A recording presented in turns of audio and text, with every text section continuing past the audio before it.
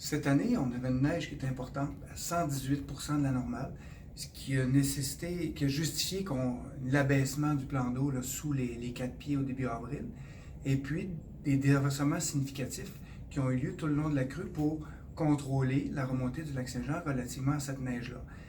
L'essentiel de la neige avait complètement fondu, aller à la mi-mai, du fait des températures chaudes qu'on a connues un peu avant, là, dans la deuxième semaine de mai. Et puis, à preuve, les grandes rivières, notamment la Chaumochoine, la Mistassini, étaient à leur pointe où elles étaient pour amorcer la décrue ou une descente relativement au manque de neige là, pour les soutenir. Les précipitations enregistrées du 15 au 17 mai ont été très très significatives. Ça représente un record de on a 70 ans de données observées. C'est de loin la plus grosse précipitation.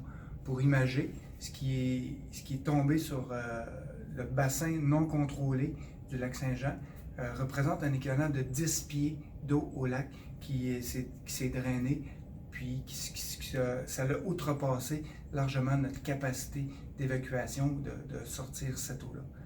Et puis, cet événement de précipitation-là a été prédit quelques jours auparavant, mais l'avoir su un an d'avance, puis avoir fait toute la gestion diligente pour y faire face, on aurait quand même connu une situation au voisinage là, du 18 pieds en termes de niveau maximum au lac Saint-Jean.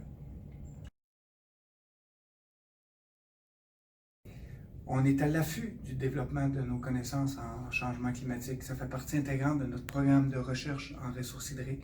On travaille en collaboration avec le consortium de recherche Ouranos, dont aussi plusieurs collaborateurs universitaires. Puis, par rapport à l'événement qu'on a vécu, ça peut être une manifestation des changements climatiques, mais c'est extrêmement difficile de poser une étiquette sur ce type d'événement-là qui s'inscrit aussi dans une variation naturelle de phénomènes météorologiques.